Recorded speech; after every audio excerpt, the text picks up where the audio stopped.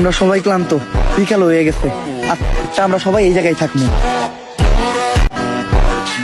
আমার জায়গাটা তো সেই দেশ স্বাভাবিক হইলে এই জায়গাটাই ফলে নিমু, তারপরে নিয়ে একটা পার্টি অফিস বানামু।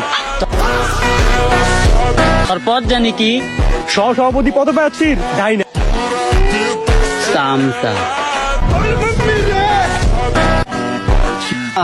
ওই সময় তো মধ্যে একটা আপেল আনছিলেন, অনেক খিদে লাগছে, এখন একটা কলা আনা যায় না? কলা তো আনান যায়, কিন্তু যেই কলা আনমু ওইটা তো তোর কাঁধে নামবো না। এজেন্ট, আজকে যে আমরা এই জায়গায় থাকবো, কম যাইব না? আরে না, তোমরা কোনো চিন্তাই করো না, আমি আমার এক্সপিরিয়েন্স থেকে কইতাছি। 20 কিলোমিটারের ভিতর কোনো নেই।